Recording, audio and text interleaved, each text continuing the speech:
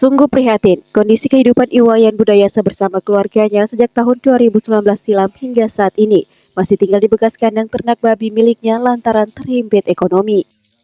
Iwayan Budayasa mengaku kondisi ini memaksa dirinya karena tidak mampu lagi bekerja seperti sedia kala dengan fisik yang kuat akibat berbagai gangguan kesehatan yang sering dialaminya. Dari upah buruh harian menjemur dan menggiling gabah hingga mengenyam tempat sesajen dari daun kelapa lalu dijual menjadi sumber pendapatannya. Hal itulah dapat menjadikan keluarganya bertahan hidup serta membiayai sekolah anaknya. Menurut Wayan Dageng sapaan akrabnya, kondisi tempat tinggalnya jauh dari kata layak. Sebab ketika musim penghujan tiba, air turut memasuki ruangan tempat tidur yang hanya beralaskan tikar akibat atapnya bocor. Dengan kondisi ini, keluarga Wayan Dageng berharap dan meminta perhatian serta bantuan sosial dari berbagai pihak untuk mendapatkan tempat tinggal yang layak. Menyusul sejak beberapa tahun terakhir, berbagai janji dari pemerintah terkait memberikan bantuan pembangunan rumah sampai hari ini belum terrealisasi. Saya tempat sini di kandang ini sudah tahun 2019. Ya, karena 2018 kan masih ada babinya sini. Kalau di sini tinggal 4 orang. Iya. Berarti anaknya bapak 2. Anaknya 2. Kalau hujan ya masih sempat juga kena, kan ada bocor itu. Ya saya aja ambilkan loyang biasanya. Kalau hujan deras, kalau hujan-hujan ya masih rintik-rintik lah masih bisa. Biasanya kalau saya ya bagus saya punya kondisi, biasanya musim panen saya ikut berburu jemur. Ada biasanya suruh bagiling. Kalau enggak ada, biasanya saya bantu, saya punya istri itu menganyam daun kelapa. Ya kalau bisa lah diberi bantuan supaya bisa dapat tempat yang layak lah. Yang penting ya janganlah di sini.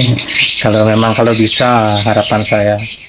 Sementara atas kondisi itu, Ketua Dewan Perwakilan Rakyat Daerah Parigi Motong Alfred Tonggiro berjanji lewat lembaganya segera berkoordinasi dengan pemerintah daerah untuk mencari solusi yang tepat bagi keluarga Wayan Dageng.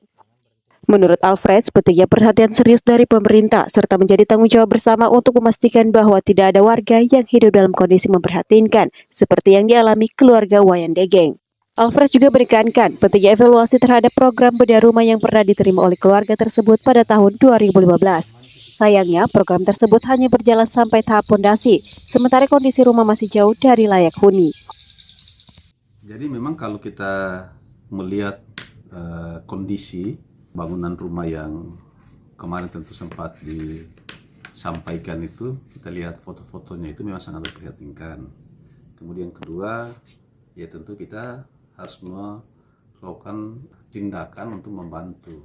Ya makanya tentu saya berharap bahwa kita semua ini tentu pemerintah ke depan ini harus melihat kembali, menindaklanjuti, dan tentu pembiayaannya itu harus lebih daripada pembiayaan program bedah rumah seperti biasa yang 20 juta rupiah itu. Tentu kita berharap sekarang ini mungkin saja ruang keuangan kita atau fiskal kita agak sempit, tetapi untuk tahun depan kita mesti harus pastikan bahwa keluarga ini bisa mendapatkan bantuan itu. Ya, sekali lagi saya menyampaikan bantuan itu tentu harus kita membantu sampai jadi. Tidak bisa hanya memberikan stimulus sementara keluarga tidak akan mampu untuk mengerjakan itu. Dengan kondisi keuangan yang terbatas saat ini, dana untuk membantu keluarga Wayan Dageng mungkin sulit ditemukan tahun ini.